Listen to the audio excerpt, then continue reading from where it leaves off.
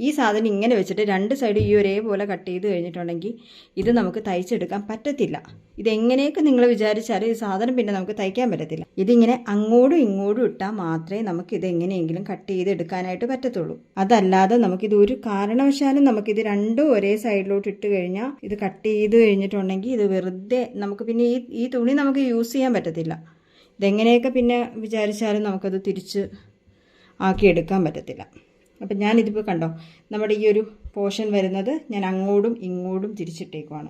അപ്പോൾ ഇത്രയേ ഉള്ളൂ. അപ്പം നമ്മുടെ പീസെല്ലാം ആയിട്ടുണ്ട്. ഞാൻ പറഞ്ഞത് നിങ്ങൾക്ക് മനസ്സിലായി എന്ന് ഞാൻ വിചാരിക്കുന്നു. ഈ പീസ് കട്ട് ചെയ്യുമ്പോൾ മറന്നു പോരുത്. ഇതാണ് എനിക്ക് നിങ്ങളോട് എടുത്തു പറയാനുള്ളത്. ഇതേപോലെ നമ്മൾ നോക്കി തന്നെ കട്ട് ചെയ്യുക. ഇത് രണ്ടും ഇങ്ങനെ തന്നെ വേണം കട്ട് ചെയ്തെടുക്കാനായിട്ട്. ഇത് രണ്ടും ഒരേ സൈഡിലോട്ട് ഇട്ട് കട്ട് ചെയ്ത് കഴിഞ്ഞിട്ടുണ്ടെങ്കിൽ രണ്ടും ഒരേ സൈഡിലായി പോകും കേട്ടോ. അപ്പോൾ അത് നിങ്ങൾ മറക്കാതിരിക്കുക. അപ്പോൾ ഇത്രയേ ഉള്ളൂ. നമുക്ക് പുതിയൊരു വീഡിയോ ആയിട്ട് വീണ്ടും കാണാം കേട്ടോ.